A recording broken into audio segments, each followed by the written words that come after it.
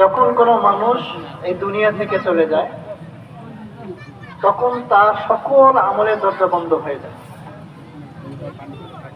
শুধুমাত্র তিনটা দরজা খোলা থাকে। কয়টা দরজা? একটা হলো সদকায়ে জারিয়া, আরেকটা হলো এমন ইলম যে ইলমের মাধ্যমে উপকৃত হওয়া যায়, আর হলো এমন সন্তান যেই সন্তান তার বাবা মার জন্য দোয়া করে। মারকাজুল কারিম মাদ্রাসা আপনাদের এই এলাকায় প্রতিষ্ঠিত হয়েছে।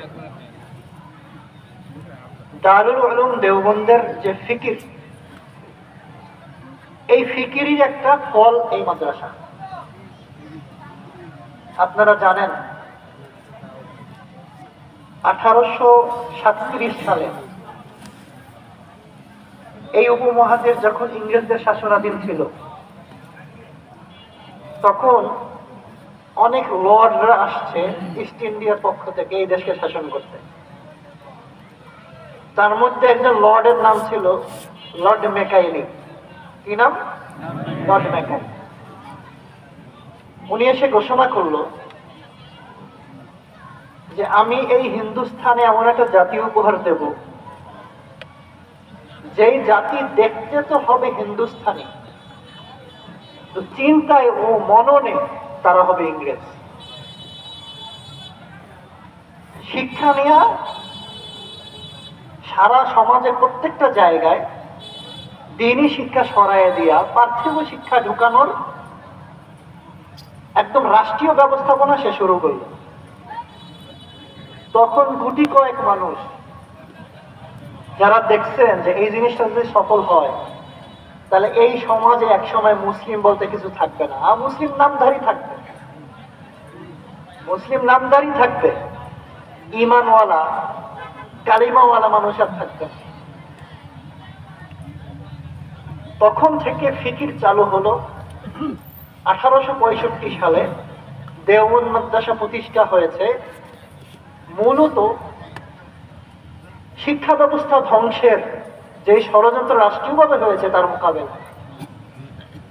আমরা হয়তো অনেকে জানি, অনেকে জানি না। এবং এই মাদ্রাসার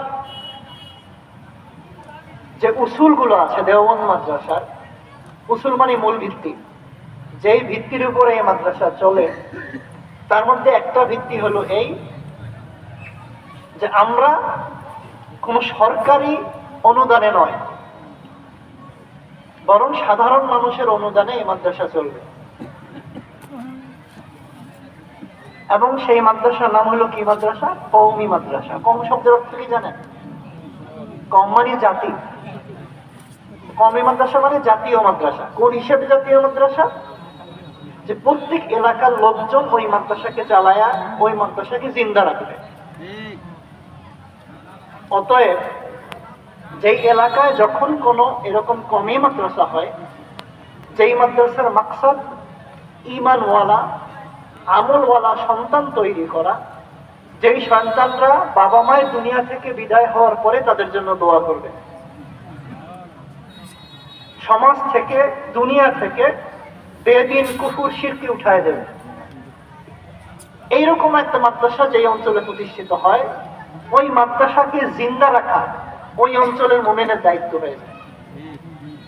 আপনারা এই অঞ্চলের মানুষ, এই মারকাজুল কারিম সহ যে কওমি মাদ্রাস গুলো আছে এগুলোকে জিন্দা রাখার দায়িত্ব কাদের?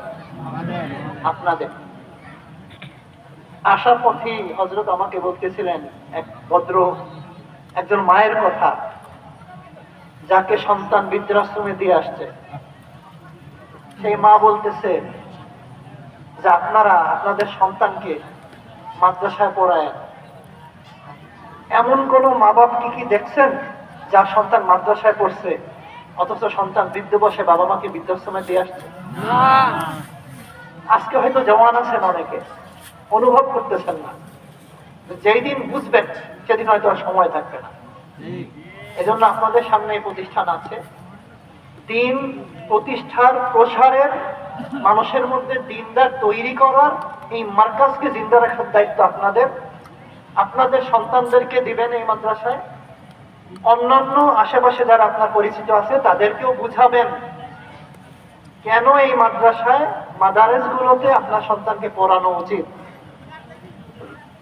এই জন্য ভাইয়ের আমার আহ্বান আপনাদের কাছে, এই মাদ্রাসাকে জিন্দা রাখবেন। কিভাবে জিন্দা রাখবেন? যখন মাদ্রাসার যেই সহযোগিতা প্রয়োজন সেটা করবেন। অর্থকরী সহযোগিতা দরকার হলে অর্থকরী সহযোগিতা করবেন। যেই সহযোগিতা দরকার হয় সেই সহযোগিতা সবসময় করে যাবেন ইনশাআল্লাহ, এবং আপনাদের মাধ্যমে এই মাদ্রাসা জিন্দা থাকবে। যে হাদিসের কথা যে বলছিলাম, এর মধ্যে সকল আমল তো মৃত্যুর পরে বন্ধ হয়ে যায়, কিন্তু 3টা আমল জারি থাকে। দেখেন, এই মাদ্রাসা এমন একটা প্রতিষ্ঠান যার মাধ্যমে একই সাথে 3টা আমল করা সম্ভব। এই মাদ্রাসায় যদি অর্থকরী দিয়ে সহযোগিতা করে মাদ্রাসা চালিয়ে রাখেন, সদকায়ে জারিয়া হবে। সদকায়ে জারিয়া হবে কি হবে না? সদকায়ে জারিয়া মানে কি? যেই সদকা চলতে থাকে, মৃত্যুর পরেও চলতে থাকে। যতদিন এই মাদ্রাসা কায়েম থাকবে, আপনার যদি একটা ছোট ঘামের ফোঁটাও এই মাদ্রাসায় থাকে, যতদিন এই মাদ্রাসা থাকবে, আল্লাহ পাক দুনিয়া থেকে বিদায় নেওয়ার পরে ওই ঘামের ফোঁটার বিনিময় দিতে থাকবে। আরেকটা কি বলা হয়েছে? এমন ইলম যে ইলমের মাধ্যমে উপকৃত হওয়া যায়। এই মাদ্রাসায় কি শিখানো হয়? ইলম শিখানো হয় কি হয় না? যে এই মাদ্রাসায় যত ছাত্র পড়বে, ইলম শিখবে, সেই অনুযায়ী আমল করবে, আপনার এক ফোঁটা ঘামের মেহনতের বদৌলতে যারা তৈরি হইল, এরা যতদিন তাদের খেদমত চলবে, আপনি দুনিয়া থেকে বিদায় নেওয়ার পরও তাদের সব আপনার কাছে পাইতে থাকবে। আপনার সন্তানকে যদি এই মাদ্রাসা পড়াইতে পারেন, দ্বীনি শিক্ষায় শিক্ষিত করতে পারেন, আপনি যখন দুনিয়া থেকে চলে যাবেন, সন্তান যত নেকামল করবে, যত দোয়া করবে, সকল নেকামল দোয়া ভাগীদার আপনি হবেন। কিতাবুল আরওয়াহ নামে একটা কিতাব আছে, কিতাবুর রূহ নামে একটা কিতাব আছে, ইবনুল কাইয়িম জাওযী রাহমাতুল্লাহ আলাইহি লিখছেন। ওই কিতাবের মধ্যে একটা ঘটনার কথা বলতেছে।